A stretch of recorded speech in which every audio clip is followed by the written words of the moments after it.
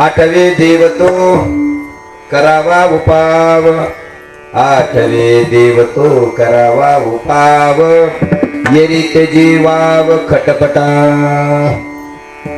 होय बा जागा, होय बा जागा, वावुगा कागा सिनला सिनशील.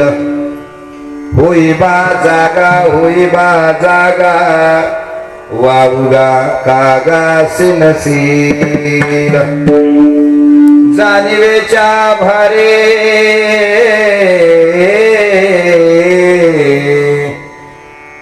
जाणीवेच्या भारे, भवाची डोई.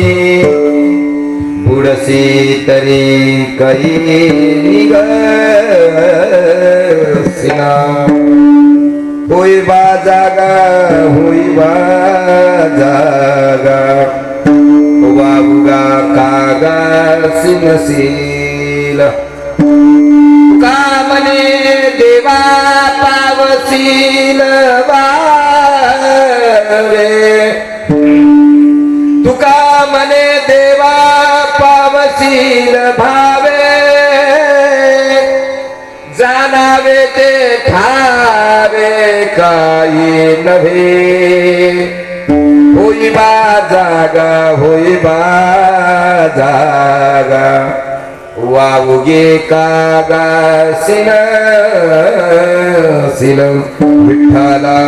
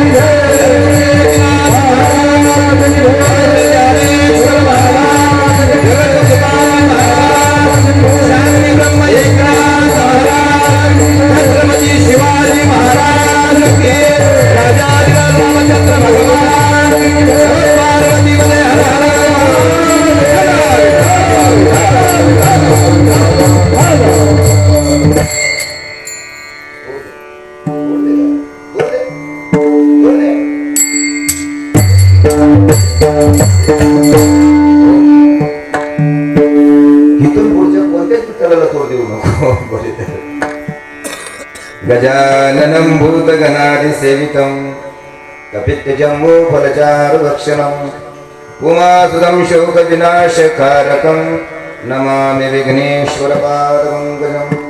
शुक्लां ब्रह्मविचारसार परमामाद्यां जगद्व्यापिनीं वीणापुस्तकधारिणीं वैदां जड्यान्धकारापहं हस्ते स्फाटिकमालिका विलपति पद्मासने संस्थितां वन्दे तां परमेश्वरी भगवती बुद्धिप्रदा शारदाम्. नीलाञ्जनसमाभासं रविपुत्रं यमाग्रजं छाया मार्तण्ड सम्भूतं तन्नामि शनैश्वरम्. महायोगपीठे तटे भीमरथ्यां वरं पुण्डरीकाय दातुं मुनीन्द्रहे समागतदिष्टं तमानन्दकन्दं परब्रह्मलिङ्गं भज पाण्डुरङ्गं. पाण्डुरङ्गा करू प्रथम नमन दुसरे चरण संतांची, त्यांच्या कृपादाने कथेचा विस्तारू. बाबाजी सद्गुरु दास तुका. नमो ज्ञानेश्वरा निष्कलंका, जयाच्या गिद्दीची वाचिता टीका. ज्ञान होय लोका अति भाविका ग्रंथार्थिया. नमो सद्गुरु तुकया ज्ञानदीपा, नमो सद्गुरु सच्चिदानंद रूपा, नमो सद्गुरु भक्त कल्याण मूर्ती, नमो सद्गुरु भास्करा पूर्ण कीर्ती, सेवे लागे सेवक झालो, सेवे लागे सेवक झालो, सेवे लागे सेवक झालो, सेवे लागे सेवक झालो, तुमच्या नागलो निज धरणा, तुमच्या नागलो निज धरणा, आओ स्वामी तुकड्या देवा, आओ स्वामी तुकड्या देवा, तुमच्या नागलो निज धरणा, तुमच्या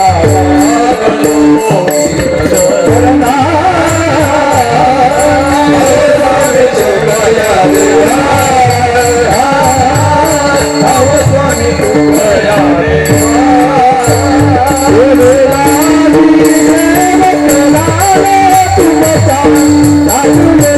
निज धरणा,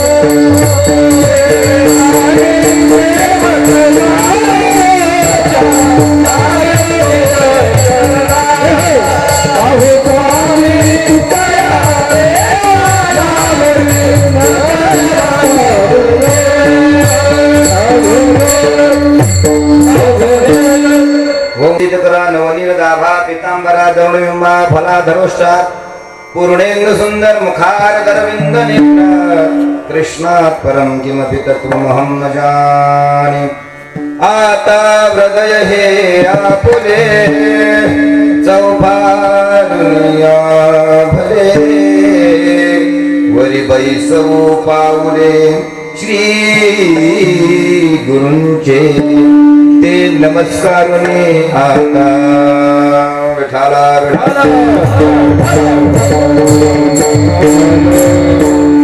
आठवे देव तो करावा उपाव, आठवे देव तो करावा उपाव, यरित जीवाव खटपटा, होईवा जागा होईवा जागा, वावगे कागा सिंहशील प्रस्तुत, प्राप्तस्थळी प्राप्त स्वरूपी कीर्तनरूपी सेवेकरता झोपलेला अभंग जगद्गुरु तुकोबारायांच्या गाथ्यातील 2086 क्रमांकाचा अभंग, उपदेश प्रकरणातला अभंग तुम्हा बाबांच्या पुढं सेवेसाठी घेतलेला आहे.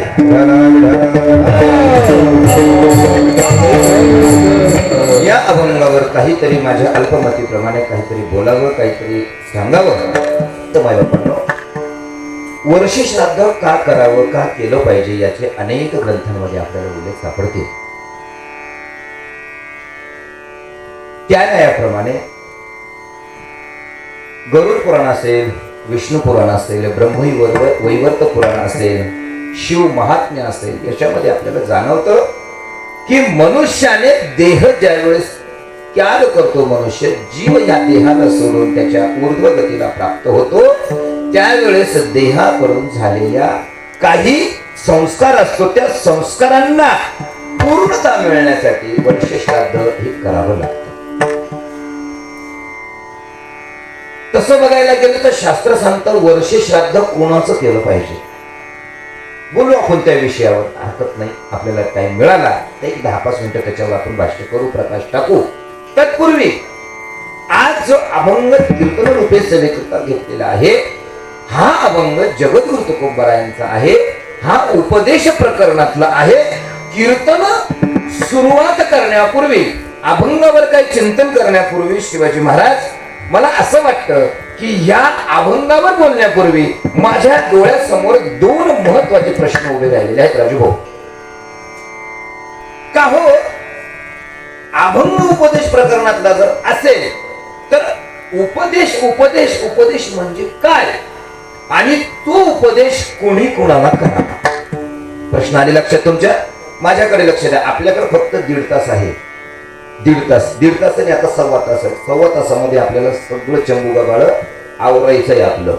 फक्त माझ्याकडे लक्ष द्या, विक्षेप करू नका. आता उपदेश उपदेश उपदेश उपदेश म्हणजे काय आणि उपदेश कुणी कुणाला करावा? प्रश्न क्रमांक 1 खाद्य चला. उपदेश उपदेश म्हणजे काय? ऐक. निर्गुण निराकार तत्व असणार सगुण साकार करून आपल्या स्वतःला जो आनंद प्राप्त झाला तो आनंद सर्व समाजाच्या अंतःकरणामध्ये प्रकट व्हावा, किंबहुना तो आनंद सर्वांच्या अंतःकरणामध्ये उद्घोषित व्हावा, यासाठी समाजाशी केलेला संवाद नाम उपदेश. काही वेगळं नाही यापेक्षा. बघा ना तुम्ही, तुका म्हणे आम्ही खातो आनंदाचे लाडू,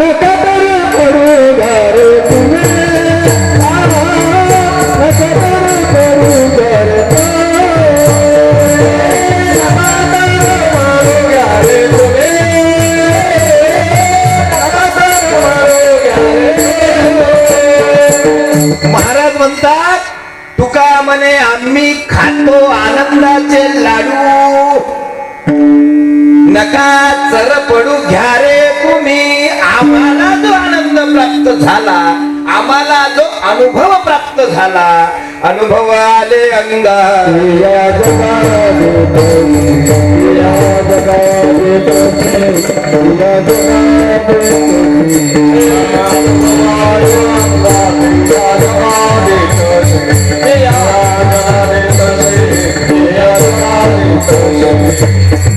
याचा अर्थ असा आहे की उपदेश उपदेश उपदेश म्हणजे काय?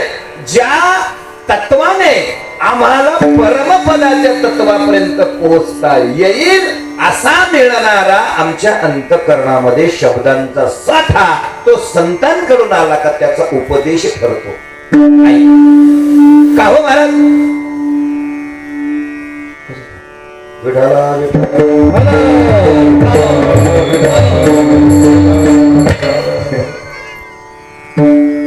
संतांनी मला मिळालेला प्रसाद हा माझ्यापर्यंत न राहता, मला मिळालेला आनंद माझ्यापर्यंत न राहता हा सर्व समाजापर्यंत पोहोचला पाहिजे, यासाठी एक दिवस म्हणजे जगद्गुरु तुकोबराया उठले, प्रातःविधीचे सर्व उपक्रम संपवले, स्नान केलं, भगवंताची पूजा केली.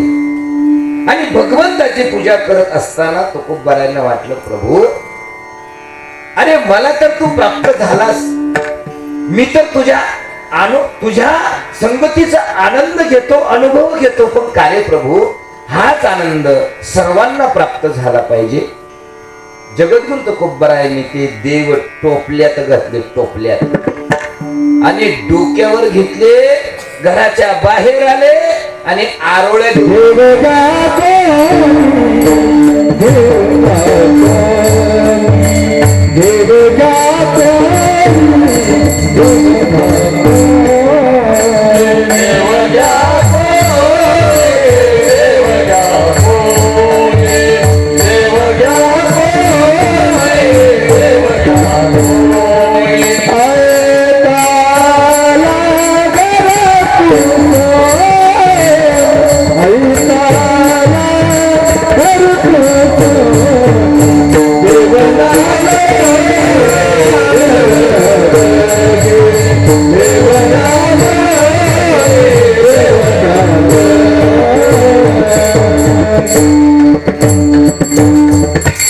महाराजांनी देव डोक्यावर घ्यावे, रस्त्यावर यावं आणि लोकांना विनंती करावं, देव घ्या कोणी, देव घ्या कोणी, आईता आला घर पुसोनी.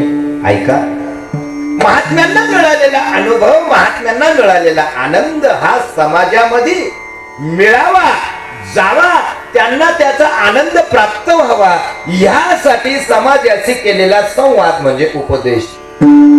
प्रश्न क्रमांक 2, उपदेश कुणी कुणाला करावा? विषय असा आहे, शास्त्र असं सांगतं, उपदेश करत असताना किंबहुना तुम्ही एखाद्याला काही सांगत असताना तुमच्या अंतःकरणामध्ये ते ठसावलेलं पाहिजे, किंबहुना तुम्ही त्यासाठी अनुग्रहित पाहिजे, किंबहुना तुम्ही त्यासाठी पूर्णपणे लायबल पाहिजे. लायबल आजोबा बिडीच्या पाठीमाग दोरा गुंडाळलेला असतो. दोरा जे बिडी आवडतात त्यांना माहिती, जे नाही आवडत त्यांना माहिती. आयुष्यात बघितली तर प्रत्येकानंच. वाल्मिकराव बिडीच्या पाठीमागे दोरा गुंडाळलेला असतो. आजोबा तो दोरा जळेपर्यंत बिडी सोडत नाही.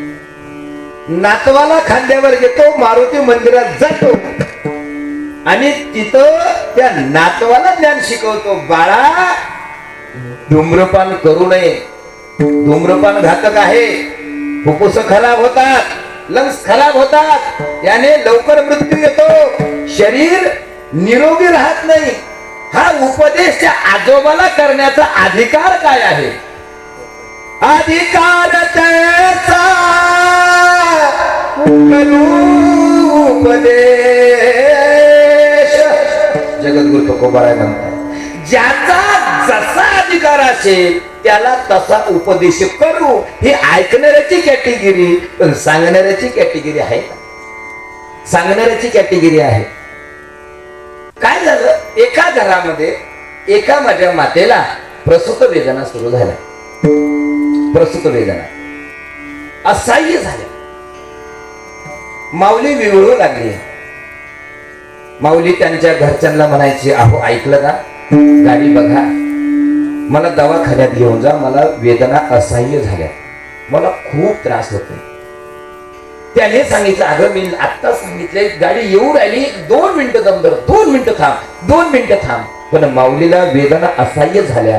त्या अवस्थेमध्ये घराच्या शेजारी तिला वहिनी म्हणणारी तिची नणंद, नात्याने असेल कदाचित, एक 12-13 वर्षाचं वय, आणि ती आली आणि सांगितलं, वहिनी काय झालं, काय झालं, काय झालं?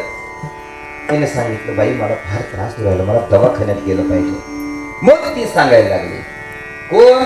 ती 12-13 वर्षाची मुलगी, ती जिला वहिनी म्हणत होती, तिला ती सांगायला लागली, वहिनी अहो तुम्हाला कळतं का काही, तुम्ही आता आई होणार आहात, थोडी कळ सोसली पाहिजे, थोडं दुःख सहन केलं पाहिजे. अहो हा आनंदाचा क्षण आहे. किती आनंद आहे.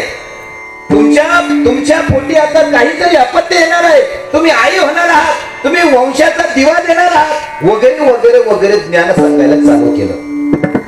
झालं काय, तिथं त्या वहिनीचा सासरा आला आणि त्याने विचारलं, का ग तुझं लग्न झालंय का? काय बोलता म्हणजे बाबा तुम्ही, माझं वय किती आहे? 11-12 वर्षाचं वय आहे माझं, आणि तुम्ही कसं मला विचारू शकता लग्न झालं का? म्हणे एक काम कर, उठ आणि निघ तुझ्या घरी. तुला त्या गोष्टीचा काही अनुभव नसेल तर तुला ते ज्ञान देण्याचा अधिकार नाही. विठाला मग का हो, उपदेश कोणी कोणाला केला पाहिजे? शास्त्राला जर विचारलं तर शास्त्र असं सांगतं की उपदेश करण्याचा अधिकार त्यांना आहे, कोणाला? ज्यांना त्या गोष्टीचा अनुभव आहे. मग का हो, माझे जगद्गुरु तुकोबाराय जर उपदेश करत असतील तो यथार्थ आहे का? तर हो, तो यथार्थ आहे. कशावरून यथार्थ आहे? कशावरून? तुका म्हणे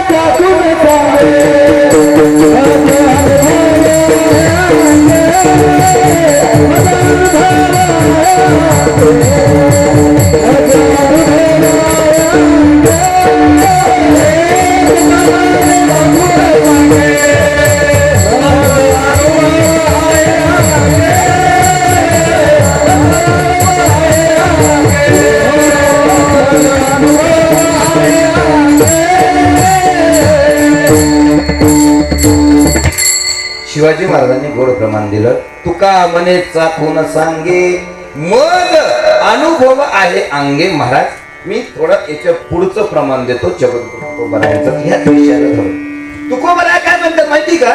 आम्हाला जो अनुभव आहे तो परीक्षणाचा सुद्धा अनुभव आहे आम्हाला. तुका म्हणे मग कळते, तुका म्हणे मग कळते,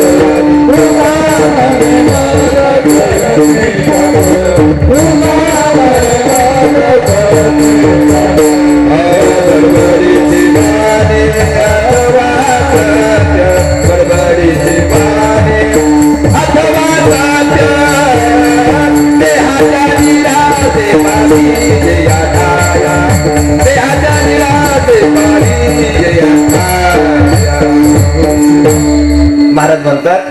तुका म्हणे मज कळते चाचणी. ऐका, उपदेश करण्याचा अधिकार कोणाला आहे? आमच्या माय मावल्या माव तुमच्यापैकी माझ्या मातेला, माझ्या बहिणीला जर माहित असेल तर सांगा. पाक, आपण पाक करतो, पाक मिठाचा, बरोबर आहे? हाय म्हणा नाही म्हणा, घरचा राग माझ्यावर नका करू बरं का. आता सांगतो, हा, घरचा राग नका करू माझ्यावर. एकदम फ्रेश बसा, अगदी बिनधास्त बोला. मी कोणावरच कंप्लेंट करणार नाही, कारण तुम्ही आणि खेळी वेळी गदारोळी आनंदी. तुम्ही माझ्या संग बोललात, माझ्याकडे बघितलं तर मला कीर्तन येईल. अन्यथा तुम्ही माझ्याकडे बघितलं नाही, माझ्या संग बोलले नाही, मला कीर्तन आलं नाही तर पुन्हा कीर्तन संपले म्हणू नका. कोणी आणलं होतं रे? हे कोणी आणलं होतं सांगा पहिले. पाक कशाचा करतो बघ. हा वा, आईनं उत्तर दिलं. आई साखरेचा पाक करतो. आई मला सांग, साखरेचा पाक कसा ओळखायचा? सांग बरं, कसा ओळखायचा? शास्त्र काय त्याचं? शास्त्र काय? ऐका. नाही मला माहिती नाही बोलणार तुम्ही, तुम्ही सगळ्या सुग्रण आहात, तुम्हाला सर्व येतं, मला माहिती, पण बोलणार नाही का? ते म्हणते मग तुला काय लागलं इथं? आम्हाला तर बोलायला सांगू राहिला, तुला काय नाही तर जेवायला चाललं का काय? बोल ना तू पण काहीतरी. त्यांचं बरोबर आहे. ऐका, साखरेचा पाक करत असताना त्या साखरेच्या पाकाची चाचणी करण्याचं एक तारतम्य आहे. काय करायचं? एक थेंब बोटावर घ्यायचा आणि त्याची तार चेक करायची, चाचणी. तुकाराम महाराज म्हणतात, जी बडबड करतात ना, बडबड, अहम ब्रह्मास्मी, मी देव बघितला, मी हवे तरंगलो, मला समाधी लागली, तुझ्या लावण्यात वाढल्या पाहिजे. समाधी लागली बावळटा. अख्खा आयुष्य गेलं संत महात्म्यांचं, तुकोबरांना शेवटपर्यंत समाधी लागली नाही. भगवंत घ्यायला आले, तुकाराम महाराज म्हणले का मला समाधी लागली म्हणून? मी निंदा करत नाही शिवाजी महाराज कोणाची, मला निंदा करायची काहीच आवश्यकता नाही. मी फक्त सत्य बोलतो. उपदेश कोणी कोणाला करावा? उपदेश कोणी कोणाला करावा? तुला अनुभव आहे का त्याचा काही? हा, ऐका, माझी जगत तुकोबा येतात, बडबडीची वाणी अथवा सत्य तुका म्हणे मज कळते चाचणी. विढाला विढाला. मुद्दा क्रमांक 2 कंप्लीट झाला. लक्षात आलं तुमच्या? लक्षात आलं का? काही अजून समजून सांगायचं बाकी? मला अभंग करवायचं, मला फक्त मुद्दे सांगायचे. ऐका, उपदेश उपदेश उपदेश म्हणजे काय आणि उपदेश कोणी कोणाला करावा, 2 मुद्दे आता मी तुमच्या पुढे मांडले. ऐका.